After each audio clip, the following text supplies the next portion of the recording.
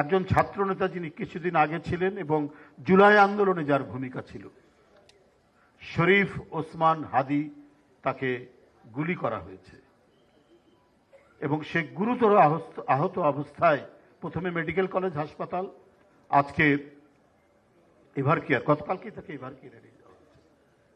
Doctor Yunus সাহেবের অন্তর্বর্তীকালীন সরকার তো নিরপেক্ষ সরকার। এই সময় এত সন্ত্রাসীদের উত্থান কেন ঘটবে? আজকে পাড়ায় পাড়ায়, মহল্লায় মহল্লায় এত সন্ত্রাসীরা পরিব্যাপ্ত হয়েছে, এটা কিসের জন্য? এটা আজকে সাধারণ মানুষকে ভাবিয়ে তুলছে। নানা কথা মানুষ নানাভাবে বলছে। কোথার থেকে তারা এই সন্ত্রাসীরা এত রাজত্ব করছে? এখন তো আরো শান্তিপূর্ণ সময়ের মধ্যে সাধারণ মানুষ বসবাস করার কথা। এটা তো শেখ হাসিনার আমল নেই, টাকা লুটের আমল নেই, সন্ত্রাসীদের রাজত্ব করার আমল নেই, বিশ্বজিৎকে দৌড়িয়ে দাবড়িয়ে গুলি করে হরতালকে ভঙ্গ করার সেই দৃষ্টান্ত থাকার কথা নয়। এটার জন্যই তো নিরবচ্ছিন্ন আন্দোলন প্রায় 15.5 বছর 16 বছর ধরে আমরা করেছি। একটি শান্তিময় সমাজ নির্বিঘ্নে নিজের সন্তান স্কুলে যাবে, স্কুল থেকে নিরাপদে নিজ গৃহে প্রত্যাবর্তন করবে, এই নিয়েই তো, এটাই তো ছিল মানুষের স্বপ্ন। এটাই তো ছিল যারা গণতান্ত্রিক সংগ্রামে এত দুঃখ কষ্ট নিপীড়ন নির্যাতন ভোগ করে মাসের পর মাস বছরের পর বছর কারাগারের মধ্যে বন্দী থেকে, এবং আমাদের এই গণতান্ত্রিক আন্দোলনের মূর্ত প্রতীক যিনি বারবার হারানো গণতন্ত্রকে মৃত্যুকূপ থেকে বের করে নিয়ে এসে যিনি প্রতিষ্ঠিত করেছেন, তাকে পর্যন্ত একটি ভাঙা ভগ্ন স্তূপ কারাগারের মধ্যে বন্দী করে রেখে তাকে নির্যাতন করা হয়েছে দেশনেত্রী বেগম খালেদা জিয়াকে। তো এত নিপীড়ন নির্যাতন, এত অত্যাচার, কারো পায়ের নখ তুলে নেওয়া হয়েছে, কারো আঙ্গুলের নখ তুলে নেওয়া হয়েছে, কাউকে শর্টগান দিয়ে গুলি করে পিঠকে আপনার ওই আটার চালার চালুনি তৈরি করে দেওয়া হয়েছে।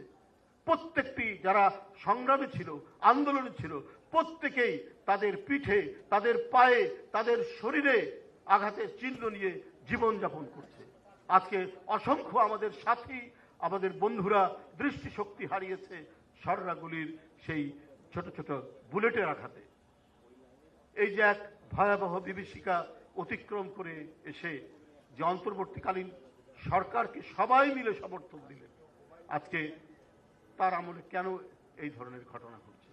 কেন চট্টগ্রাম মহানগরের বিএনপির আহ্বায়ক এরশাদুল্লাহ, একজন রাজনীতিবিদ, একজন সম্ভ্রান্ত ব্যবসায়ী মানুষ, তাকে গুলি খেতে হলো? এরপরেও সরকার সতর্ক হলো না কেন? কেন ওসমান হাদির মতো একজন স্পষ্ট ভাষ্যকার এই সময়ে তাকে আজ জীবন মৃত্যুর সন্ধিক্ষণে সে আজকে ভুগছে? নানা সন্দেহ আসছে, নানা ঘটনা আসছে। অবাধ সুষ্ঠু নির্বাচন 12ই ফেব্রুয়ারিতে যেটা করার কথা, সেটা কি কেউ কেউ পরিকল্পিতভাবে বিনষ্ট করার চেষ্টা করছেন, নাকি অন্য কোনো উদ্দেশ্য আছে? আমরা মাঝে মাঝেই অডিওতে খবর পাই, অডিও শুনি আমরা, যিনি দিল্লিতে বসে আছেন, এই দেশের সাবেক এক পতিত প্রধানমন্ত্রী, তিনি প্রতিশোধ নেওয়ার কথা প্রতিনিয়ত বলছেন। কারা?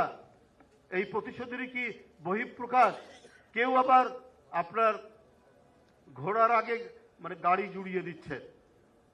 ঘটনা ঘটার সাথে সাথে একটি রাজনৈতিক দল বিএনপিকে লক্ষ্য করে নানা ফেসবুকে বার্তা দিচ্ছেন।